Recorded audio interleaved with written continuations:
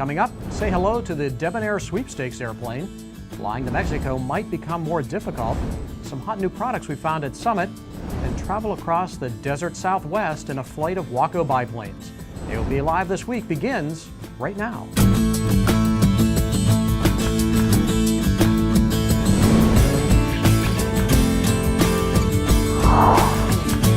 Is there a baby bonanza in your future?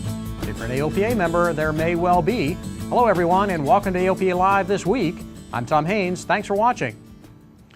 That's because we've just selected a Beechcraft Debonair as our next sweepstakes airplane. Of course, it won't be just any Debonair.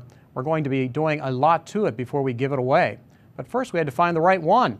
Finding one and fixing it is AOPA pilot editor-at-large Tom Horn's task for the next year or so. It's not easy finding a 50-year-old airplane in reasonable shape for a reasonable price. We looked at a lot of ads and made a lot of phone calls. And when we found a likely suspect, we sent pre-buy inspector Don Sebastian to separate the truth from the wishful promises. We're here to do a pre-purchase inspection. These are some of the tools to the trade. And here's the airplane, so let's get started. Don does pre-buys on everything from four-seaters to heavy turbine, and he knows what to look for. What I'm looking for is oil can in the skin or waves in the skin, which are buckles. And this airplane looks pretty good from all sides because it's got so many rivets in it. They built them so good 48 years ago. And what to test. Okay, we're going to do a retract pump, and what we're looking for is the gear is coming up symmetrically and not jumping around on the way up. They come up nice and smooth, and then the same way going down. Guys are clear? And listen for any unusual noises. Okay. Okay, go ahead. What's coming down? Coming up nice and even. Very nice and even. The front wheels are closed the same amount of. But ultimately, this Debonair didn't pass muster, but another in Connecticut did.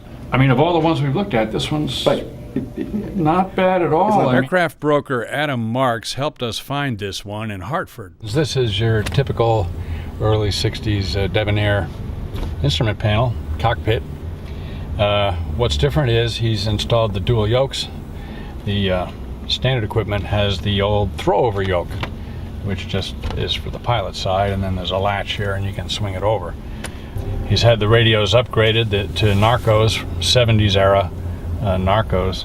The rest of the instruments appear pretty original, with the exception of the S-Tech System 50 autopilot. And you see the landing gear is on the right side and the flaps are on the left. This is the old style CAR3 type setup. The Penyan overhauled engine has only 80 hours on it. No leaks. Just minor imperfections on the airframe. Not bad at all for a 50-year-old airplane. There's some stop drill cracks along the cowling here, right behind the propeller. Of course, the paint has seen better days, okay? But we would take care of that, obviously. The big news with this airplane that none of the other airplanes had is are the elevators. Okay, the Debonair and Bonanza and Baron have magnesium skins on their elevators, and both the airplanes that we looked at before in detail with Don, the pre-buy expert, there was corrosion. The magnesium had corroded. The only answer is to reskin the elevators, either with magnesium, very expensive, or in this case, go for an STC that reskins them in aluminum. So these have been reskinned with aluminum. They don't have the magnesium corrosion problem anymore. So this is a real advantage to this airplane. We had some concerns about the prop, but ultimately discovered all the ADs had been complied with. And for $55,000, this 1963 B-33 Debonair is ours. Maybe soon to be yours. Tom Horn, AOPA Live. Next step for the Debonair will be Deshannon Aviation for a series of mods to modernize and improve the utility of your baby Bonanza. Watch for more reports in the upcoming weeks. Well, we're still recovering from the AOPA Aviation Summit in Palm Springs last week.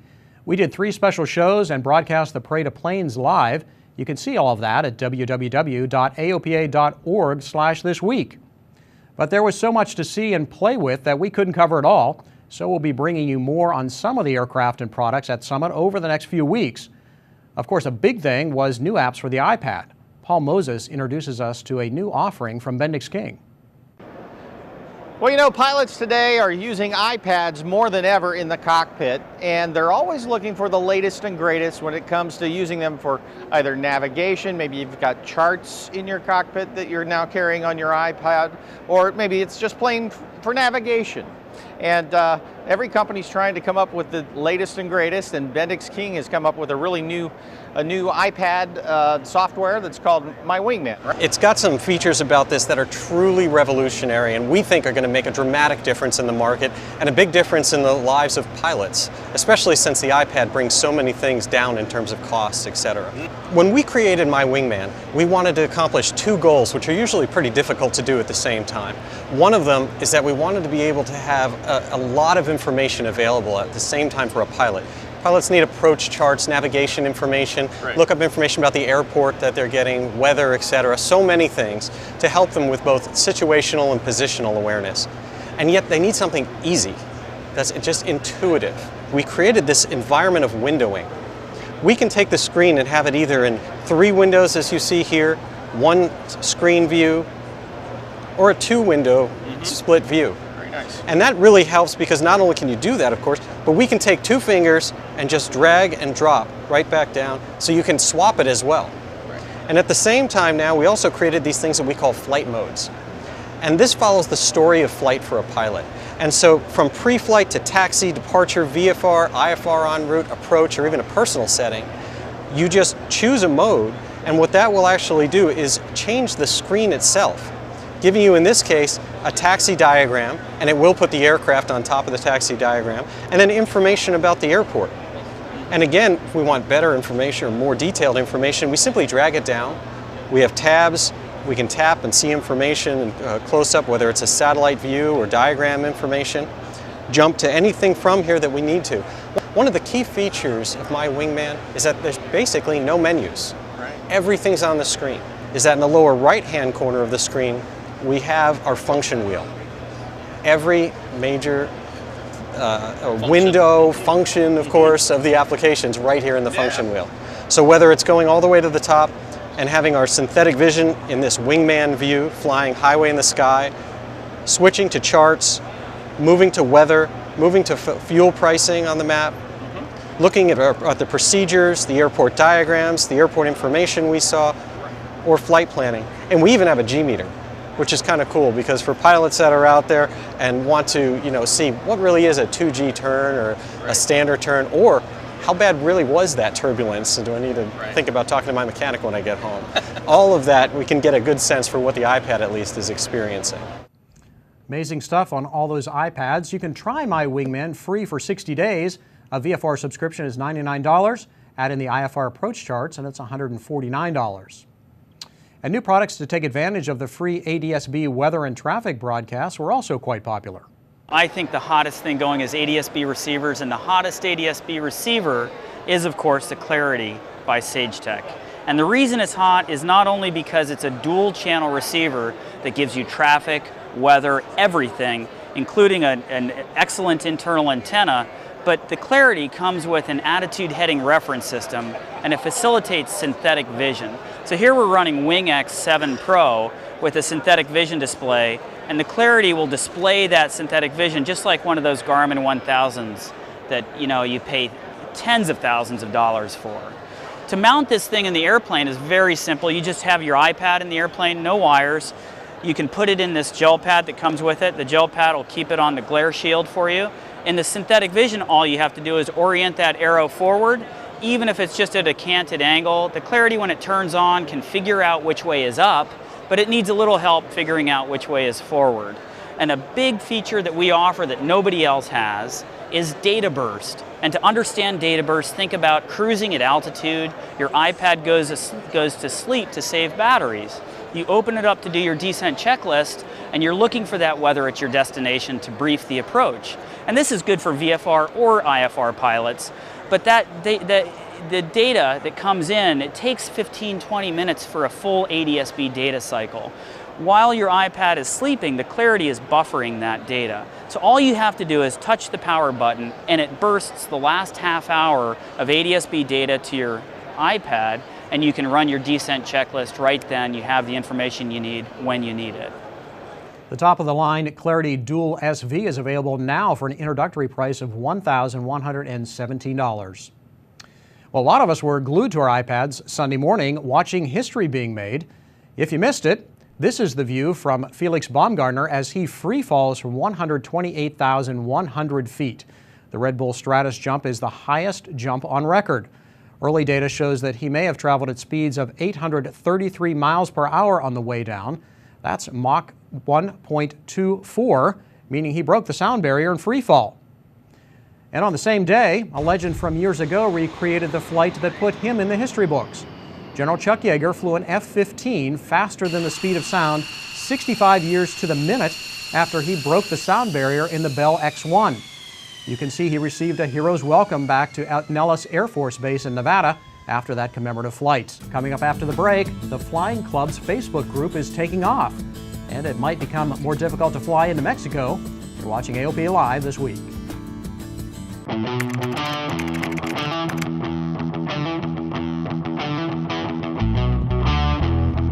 I think we'll fly to Vegas today and play a little golf.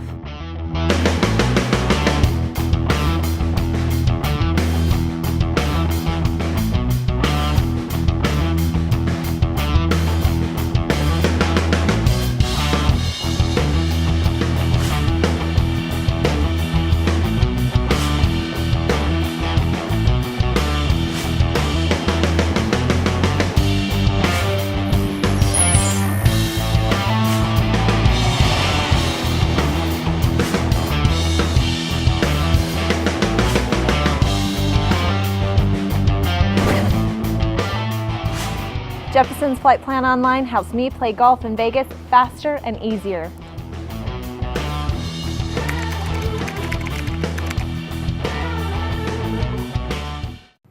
Welcome back. The AOPA Flying Clubs initiative is taking off on social media. We announced last week at AOPA Aviation Summit the AOPA Flying Club Network. The initiative is one of the first major projects of the new center to advance the pilot community, which is working to reverse the decline in the pilot population. 1 week ago, we launched a Facebook group to support the project. So far, there's more than 600 members. AOPA's social media and newsletter editor Debonair Wilson says the success is exciting. We are very excited with the growth of the new Flying Club's Facebook group. It seems like we've really tapped into an issue that people feel really passionate about, and people are sharing information, posting their photos, and just interacting with each other. So we're very pleased with the results. Members are speaking out about this sudden success, too. On the group's Facebook wall, David Rowland writes, quote, "I don't think I've seen anything become so popular so quickly from AOPA." It demonstrates the need for more information on flying clubs and the desire of many to form and belong to a group. You too can join the group. Just go to facebook.com and search AOPA Flying Club Network. Well, flying into Mexico may be getting a lot more complicated. The Mexican government is proposing new regulations to create an advanced passenger information system similar to the U.S. system run by Customs and Border Protection. But as it stands right now, the Mexican proposal would be very difficult. You'd have to transmit your passenger info after the doors are shut, but before takeoff. AOPA will be working with Mexican officials to try to make the rules a little less onerous and more friendly toward tourist flights. And if you're flying south of the Rio Grande, there are a number of groups out there to help you. The Baja Bush Pilots Association had a booth at the AOPA Aviation Summit. Member Eric McCormick says it's a network of 4,000 people who share knowledge of flying in Mexico. And they say it's a lot of fun. Basically, it's an adventure. Fly down to places that you've never been, land at a place that will allow you to taxi right to the beach and shut down and do what pilots like to do. You can find out more about the group at BajaBushPilots.com. When we come back, we'll head to Palm Springs in a flight of 2 WACOs. You're watching AOPA Live this week. From your first skyward glance, the dream of flight compelled you. And from your first glimpse of a Cirrus, you realized that dream had a name. Cirrus Aircraft. Go where you've never been before. Finally, many pilots had a fun time flying to AOPA Aviation Summit 2012, but few had this kind of fun. AOPA Live's Paul Harrop takes us along on a cross-country flight of 2 WACO biplanes. As the hangar doors swing open on our first day, reality sets in. A little bleak, isn't it? I think fall is here. We're faced with a frigid rain in Auburn, Indiana, and a cold air mass blanketing much of the country. Still, AOPA pilot senior editor Dave Hirschman and I are set to take off in this yellow WACO. We'll be joined by this red WACO, flown by owner-pilot Mike Quayle and CFI Jerry Kemp. Oh, okay. It's not as busy. One tick up. No cold's going to steal our joy of flying these biplanes across country. We got this little trinket here to remind us where we're headed. This little palm tree in the desert, in the sun, and there's no rain in Palm Springs. We've got the promise of palm trees calling us to California, so we take off and climb into the frigid sky. This is more like it. This is nice conditions up here. Going to be silky smooth and great viz. The first leg showed us what a cold ride we were in for. We felt 20-degree air temperatures through rain, and in an open-cockpit 100-knot airplane, the wind chill factors were well below zero. We fuel up in Jacksonville, Illinois. As we cross the Mississippi River north of St. Louis, we take time to soak in the view of the water below.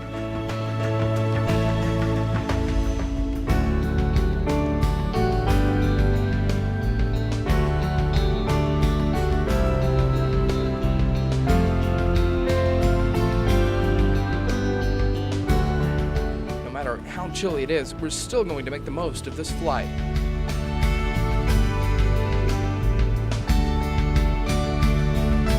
Responsive and graceful airplanes make us forget just how cold we are.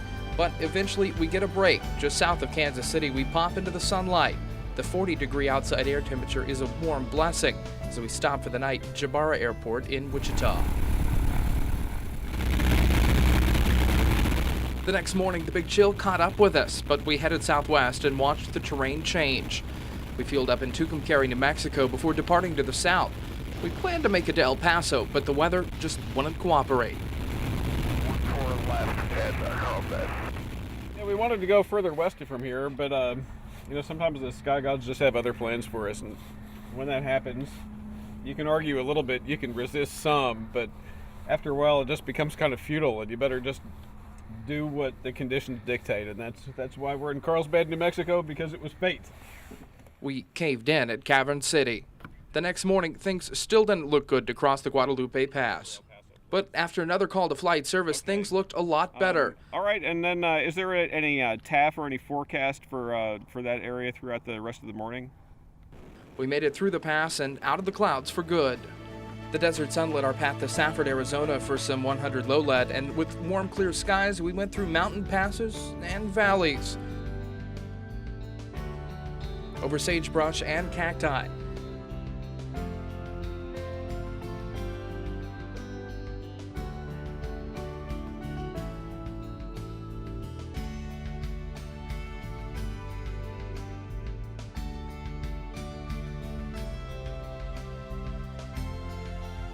The Sonoran Desert and through Sun Valley before crossing into California for some fuel at Blythe. Just 90 miles from AOPA Summit in Palm Springs. The weather's changed from it was an outside air temperature of 33 degrees this morning in New Mexico, and it's 90 degrees on the ramp here in Blythe. Final hour to go. Should be a beautiful flight. Sun's about to set. I can't wait. That last leg was the shortest of our trip, but we still soaked in every second as we flew up the Coachella Valley and into Palm Springs. Well, that's the end of a long, arduous, exhausting, delightful trip. It was great. Great airplane, great company, great scenery. And what a great trip it was. Paul Harrop, AOPA Live. Seems that Paul gets all the great assignments. And that's it for this edition of AOPA Live this week. Be sure to join us next Thursday. I'm Tom Haynes. Thanks for watching.